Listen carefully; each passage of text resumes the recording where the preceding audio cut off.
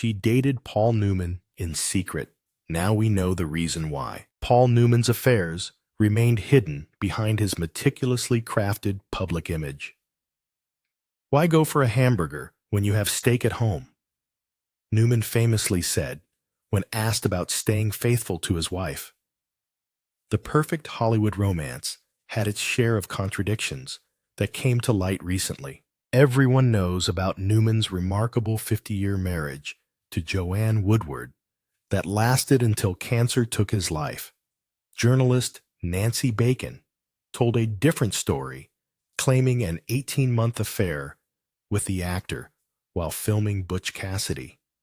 Bacon's book, Stars in My Bed, revealed how Newman would tell his family he was off making movies to explain his absences while Robert Redford helped cover for them. People saw him as one of Hollywood's nice guys and a devoted husband, but these revelations definitely challenge the perfect image he managed to keep throughout his career.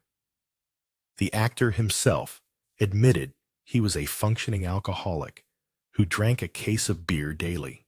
Nancy Bacon reveals secret affair with Paul Newman. Paul Newman's secret relationship with Nancy Bacon became public knowledge in the late 1960s. The revelation sent shockwaves through Hollywood's elite circles and challenged the actor's carefully fostered image of devotion to his marriage. How the story first surfaced in tabloids. Gossip columnist Joyce Haber brought the affair between Paul Newman and Nancy Bacon into public view. She announced she'd heard fascinating rumors so far unchecked that the Paul Newmans are living apart according to friends and will soon get a divorce. This original tabloid mention happened while Newman was filming Butch Cassidy and the Sundance Kid, one of his most iconic roles.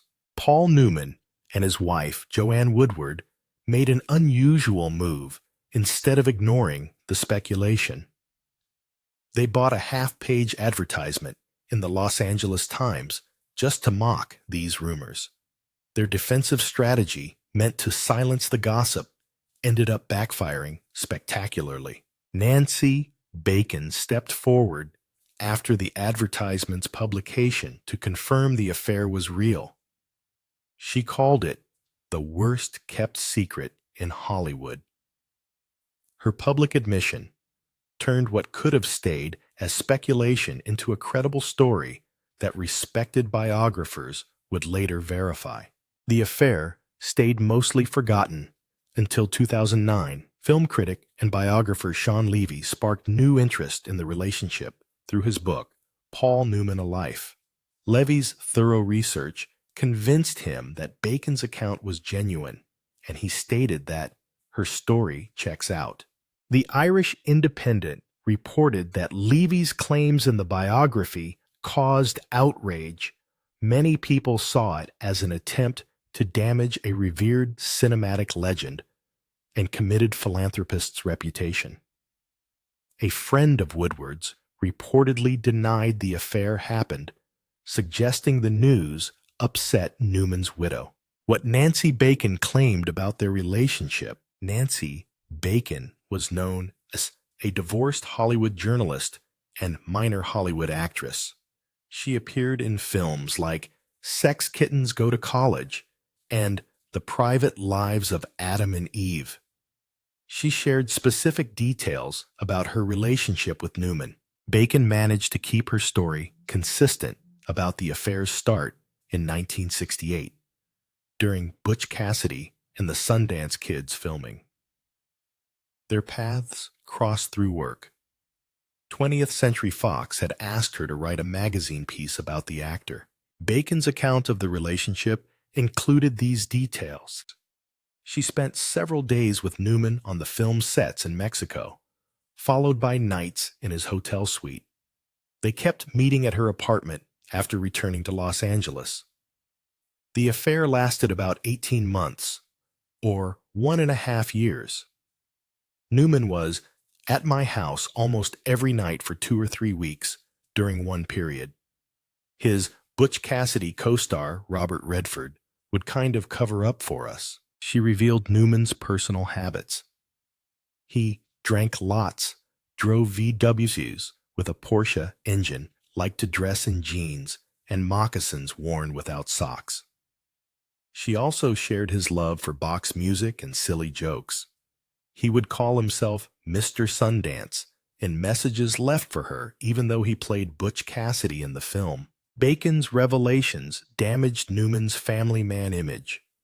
She said he would lie to his wife about his whereabouts, telling Joanne and their children that he was working. She also claimed he would leave Joanne at a party to come to my house, and once even missed a plane he was supposed to catch with Joanne because he was in my bed. She made a sharp reference to Newman's famous quote about fidelity. People would joke, "Paul may not go out for hamburger, but he sure goes out for bacon." Bacon said she ended up ending the relationship.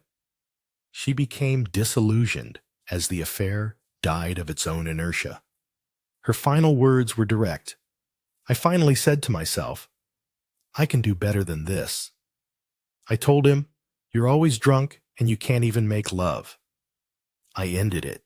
Sean Levy biography reignites public interest. Sean Levy's carefully researched biography in 2009 brought Paul Newman's alleged affair with Nancy Bacon back into the spotlight decades after it first made headlines.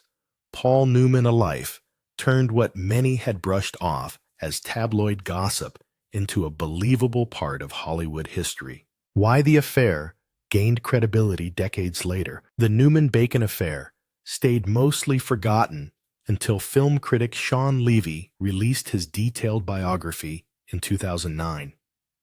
Levy's work stood out from earlier accounts for several good reasons. His research approach was exceptionally thorough. Newman turned down interview requests 3 times, so Levy never met him. Instead, he assembled a massive interview with Newman out of the things he had told other interviewers. This creative method helped paint a complete picture of the actor's life.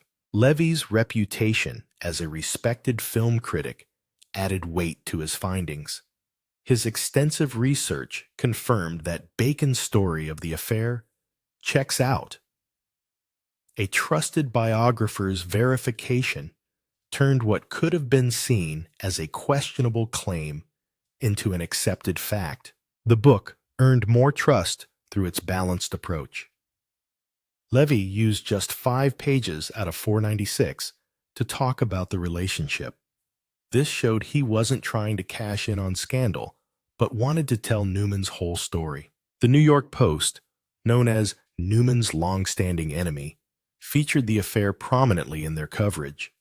They promoted Levy's book as showing the actor as an alcoholic and womanizer. This story spread across media outlets within days. How the biography changed public perception. Levy's book changed how people saw the famous actor and his celebrated marriage. Some media outlets called it a seedy tell-all, but Levy described it as unsparing but no seedy tell-all. He balanced unfavorable revelations with laudatory bits about his attempts to be a good father and husband. The book reshaped public opinion in several ways. 1. It questioned the perfect image of Newman's marriage to Woodward. 2. It showed Newman as a real person with flaws, not just an icon. 3. It proved rumors that people had dismissed before. Newman's family struggled with the book's revelations.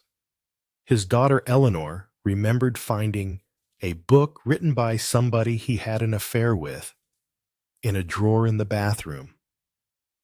She called it a terrible moment there where you realize your dad is fallible. Her words showed how the affair touched both public opinion and family relationships. The Irish Independent reported widespread outrage over Levy's claims. Many saw them as trying to damage a revered cinematic legend and committed philanthropist's reputation. This reaction showed how protective people felt about Newman's public image. Joanne Woodward's friend denied the affair happened, saying Newman's widow felt upset by the claim. Levy's book revealed a complex portrait of a man who threw himself into new projects, be it a film, race car team, or camp for kids with cancer, and often had to deal with the personal fallout later. This deeper understanding replaced simple views of Newman as either perfect or deeply flawed.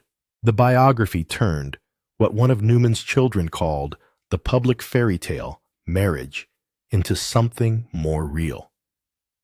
Their relationship, though genuine and lasting, had complications that their carefully managed public image had hidden. Timeline inconsistencies cast doubt on affair claims. Sean Levy's biography gave credibility to Nancy Bacon's claims about her relationship with Paul Newman. However, a closer look at her story reveals timeline inconsistencies that make her account questionable. Discrepancies in dates and filming schedules. Bacon's story has several contradictions when compared to Newman's filming schedule. She claimed their affair started in 1968 during the production of Butch Cassidy and the Sundance Kid. According to her, they spent several days together on the film's sets in Mexico and nights in his hotel suite. The timing just doesn't add up. She said their relationship lasted about a year and a half, or 18 months, and ended midway through 1969. This would mean they started dating in late 1967 or early 1968. But this conflicts with her claim that they met during Butch Cassidy filming, which started in September 1968. The journalist claimed Newman was at my house almost every night for 2 or 3 weeks. This seems unlikely, given Newman's busy filming schedule and family commitments. As the lead actor in a major film, people tracked his movements carefully. Bacon's claim that everyone on the set in Mexico knew about the affair, and Robert Redford would kind of cover up for us, raises more doubts. Newman managed to keep professional relationships on set. The tight filming schedule left little time for the extended meetings she described. Contradictions in Bacon's own statements. Bacon's story had more inconsistencies. She first said there were periods when the affair cooled, but Newman kept coming back until midway through 1969. This suggests Newman wanted to continue their relationship. Later, she changed her story completely. I finally said to myself, I can do better than this. I told him, you're always drunk and you can't even make love. I ended it. These different versions about who ended things hurt Bacon's credibility. She couldn't keep her story straight about whether Newman kept coming back or she rejected him because of his alleged drinking and intimate problems.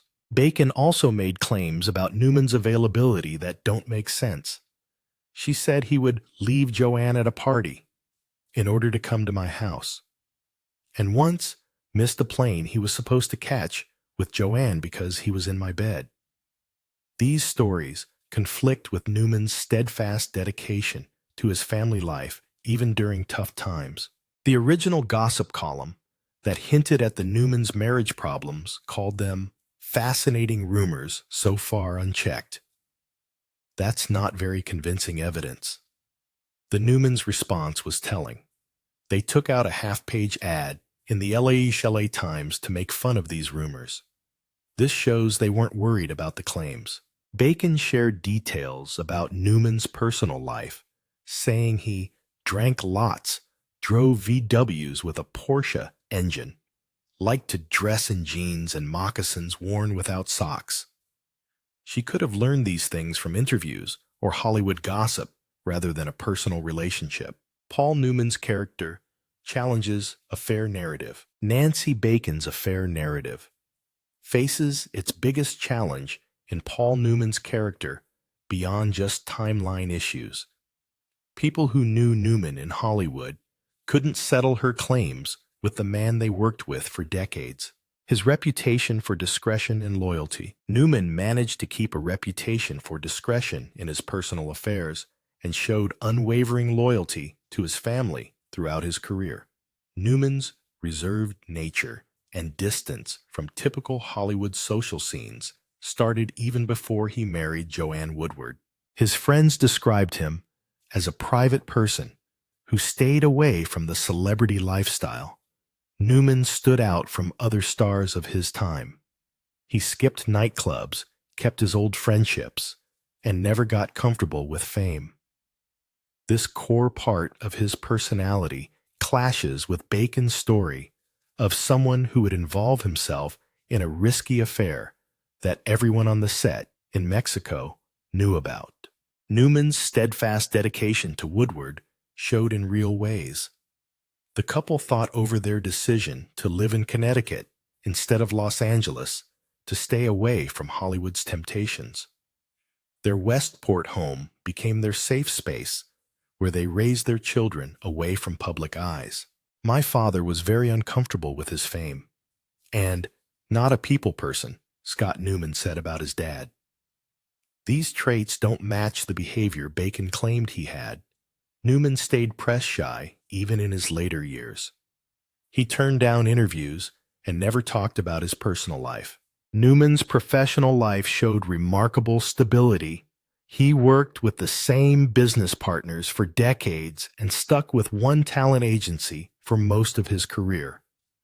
Rare behavior in an industry where people often switch representation. Why friends and colleagues doubted the story. The core team who worked with Newman during the Butch Cassidy period questioned Bacon's claims. Their doubts came from several observations. Newman worked too hard to have time for the long relationship Bacon described. He always went back to his family between filming locations. Nobody except Bacon could confirm her story. He stayed away from anything that might cause scandal. George Roy Hill, who directed Newman in several films, including Butch Cassidy, said Newman was always the first to arrive and last to leave the set. This work ethic doesn't match Bacon's claim that Newman often missed filming to be with her. Bacon's allegations surprised even Hollywood circles where affairs were common knowledge. A production assistant from that time said, if Paul was having an affair, he was the only one on set who didn't have one, and he hid it better than anyone could have imagined. A.E. Hotchner, Newman's friend and business partner of nearly 50 years, completely rejected Bacon's story. Hotchner's memoir painted Newman as someone who stayed faithful throughout his marriage, despite his heartthrob status. Robert Redford, who Bacon claimed covered for their affair, never backed up her story.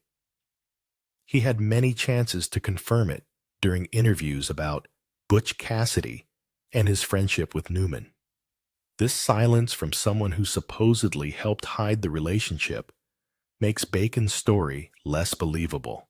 Newman's well-known character and Bacon's claims ended up creating a major credibility gap. While we might never know exactly what happened between them, the people who knew Paul Newman best found her story at odds with the man they knew. Joanne Woodward's reaction adds emotional complexity. The controversy around Paul Newman and Nancy Bacon's alleged relationship left one key voice mostly silent: Joanne Woodward. Her response to these rumors adds an emotional layer that exceeds the simple question of whether the affair happened. Did Joanne know about the affair? Nobody knows for sure if Woodward knew about it. At the time, gossip columnist Joyce Haber published rumors about trouble in the Newman marriage. The couple took an unusual step. They bought a half-page ad in the Los Angeles Times to mock these claims.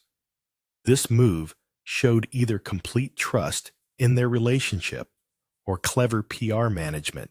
Joanne Woodward never spoke publicly about Bacon's claims.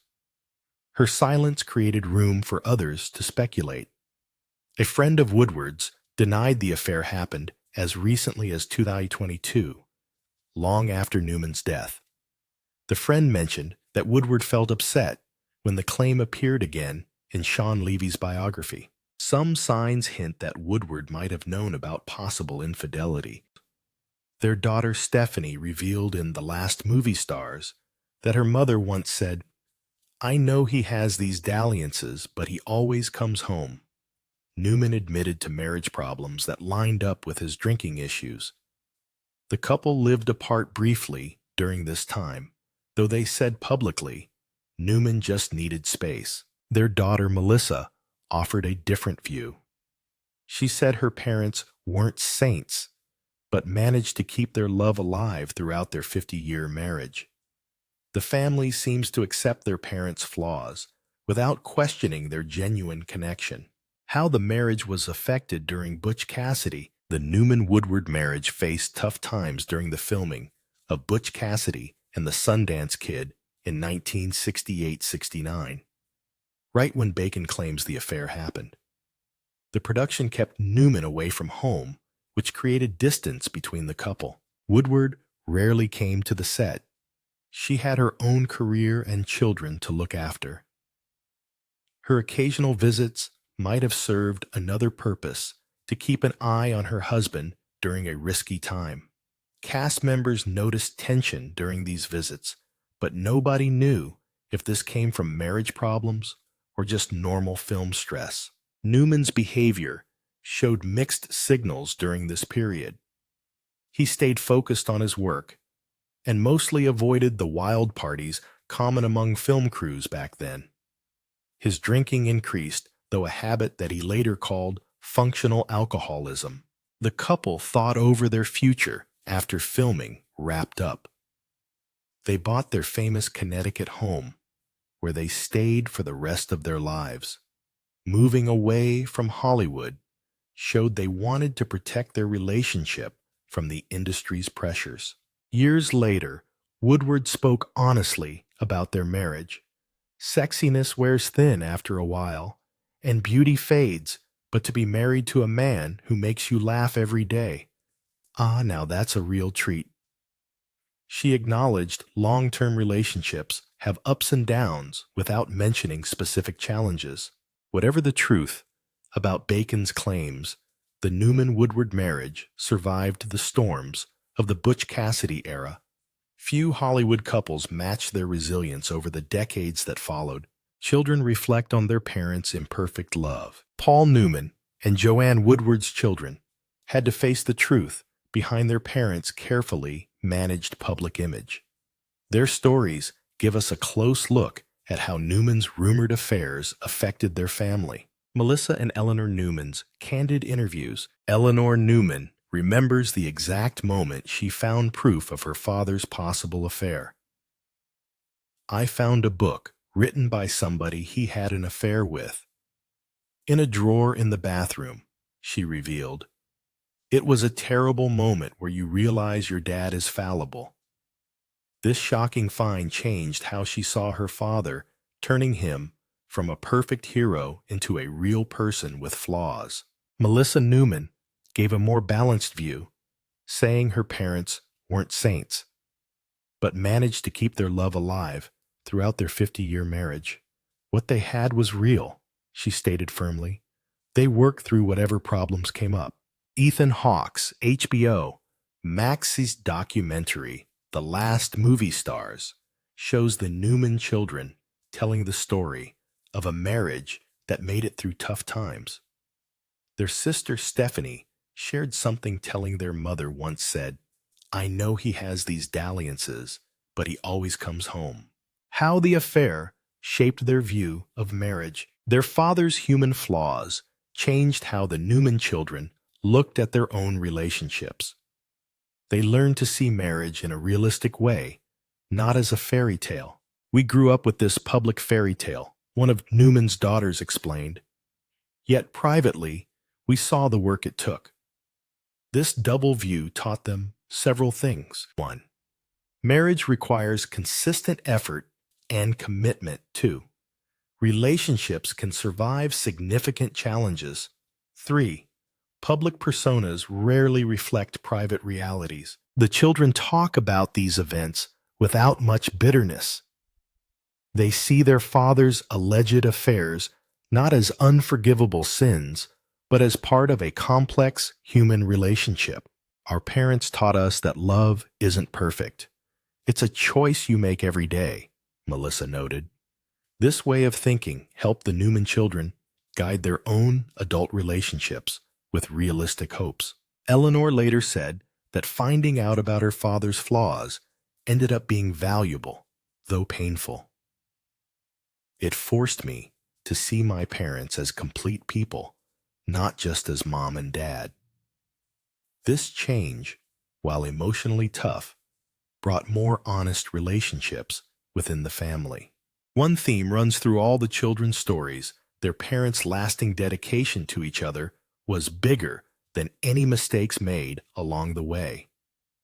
Their view suggests that whatever truth lies in Nancy Bacon's claims about Paul Newman, the Newman-Woodward marriage exceeded any brief unfaithfulness. Documentary and memoir reshape Newman's legacy. Paul Newman's personal life took an unexpected turn when forgotten transcripts and interviews surfaced during a major documentary project.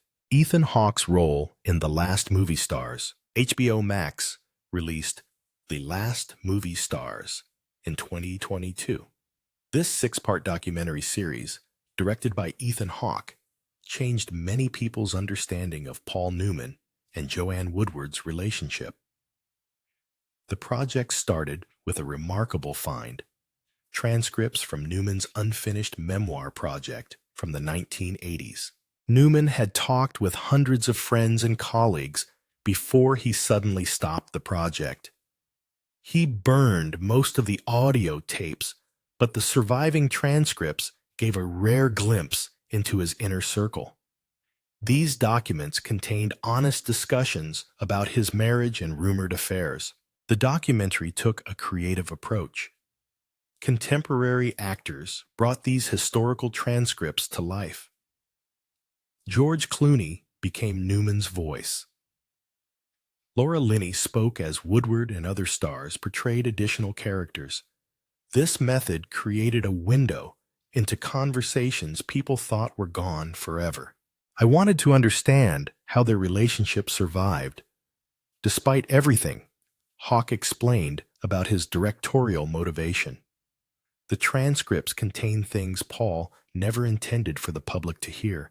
What the transcripts reveal about Newman's regrets, Newman's own words about his first marriage to Jackie Whitty, proved without doubt the most revealing parts of the documentary. They had 3 children before he left her for Woodward. "I'll carry guilt about that for the rest of my life," Newman admitted in one transcript. It created a pattern of behavior, drinking, escaping responsibility, that continued even after marrying Joanne. The documents showed Newman's subtle references to his unfaithful periods during his second marriage. Previous stories relied on Nancy Bacon's claims or outside speculation. The documentary presented Newman's personal admission of his mistakes. "When I drank, I made poor decisions," Newman confessed. "Those decisions hurt Joanne deeply, even though she never stopped loving me." The couple's journey to rebuild their relationship emerged as a crucial part of the story. They grew stronger after facing their problems head-on during the turbulent time around Butch Cassidy and the Sundance Kid. Hawke's documentary transformed the public's view of Newman's alleged affairs. The story shifted from tabloid gossip to a deeper understanding of a complex man's regrets and redemption. These transcripts showed more than just proof of infidelity. They revealed a flawed man's painful growth who ended up choosing his marriage over temptation. Public myth of fidelity meets private contradictions. The carefully constructed myth of Paul Newman's unwavering fidelity, encapsulated in his famous "stake-at-home" quote, ultimately crumbled under the weight of private contradictions. For decades, the public clung to the image of a perfect Hollywood marriage, a rare beacon of stability in a world of fleeting romances. However, the revelations from Nancy Bacon, the unsparing biography by Sean Levy, and most powerfully, Newman's own posthumously revealed words, have forced a reevaluation of this cherished narrative. The story of Newman's alleged affair is no longer just about whether he strayed, but about the complex reality that existed behind the public facade. It reveals a man grappling with alcoholism guilt and the immense pressures of stardom, a portrait far more human and flawed than the one-dimensional icon he was often portrayed to be. His 50-year marriage to Joanne Woodward was not a fairy tale free of conflict, but an enduring partnership defined by resilience, forgiveness, and a conscious choice to prioritize their bond above all else. In the end, the contradiction between the public myth and the private reality does not diminish Newman's legacy. It deepens it. We are left with the image of a man who, despite his imperfections, continuously strived to be better, ultimately choosing the steak at home, not because he was never tempted by hamburger, but because he understood its true, irreplaceable value.